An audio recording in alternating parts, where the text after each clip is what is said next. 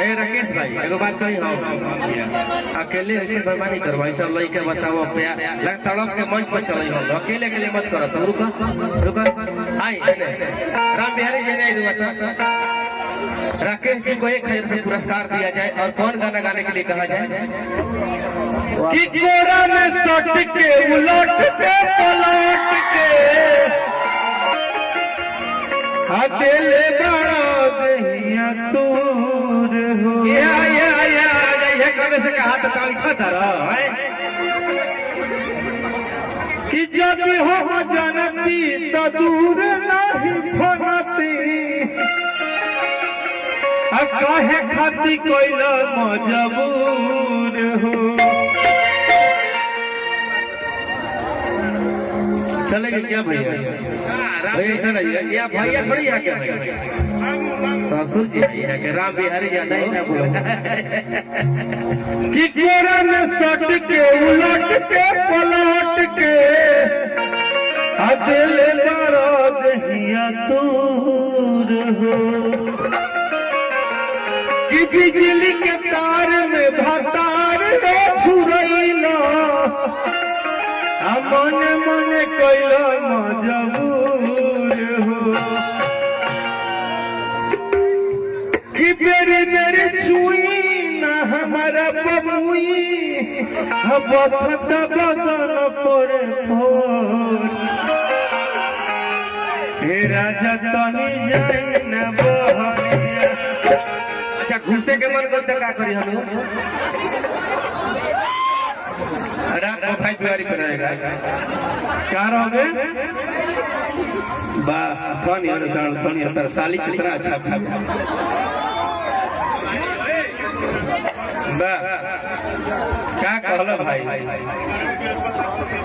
अच्छा दोनों में कौन अच्छा है? अच्छा एक बात कही, ओकरा पर ढेर लोग लागल बा, सामान गोटाइल बा, ये सामान बचल बा, हमें नहीं रहल भाई। सही बोलत है। अरे hello what is this setting? You are doing the छोटी छोटी setting. Not नहीं भाई the setting. हाँ भाई the setting ना एगो छोट भाई लागल मतलब बड़ भाई का काम देवे के चाहिए लागे तो तनी मुझे लागे तो। इसमें एक बात मालूम है तहर कम बउमर जनिचर तहर कम बउमर जनिचर तू घर है जवान बबुआ। बहुत भोजपुरी आगे गई, बहुत आगे गई भैया हो। कि कोरा में सट के उलट के पलट के दिल मारो दहिया तोर हो।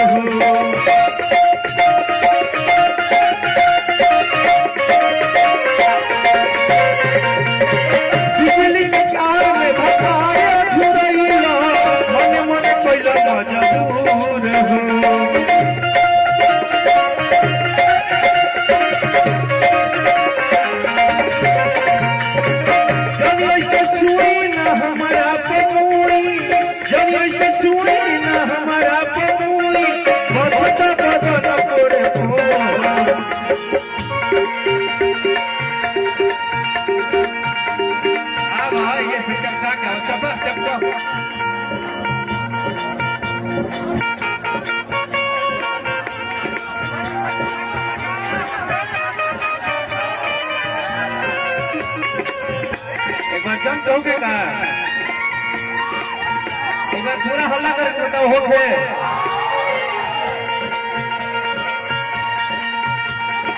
भैया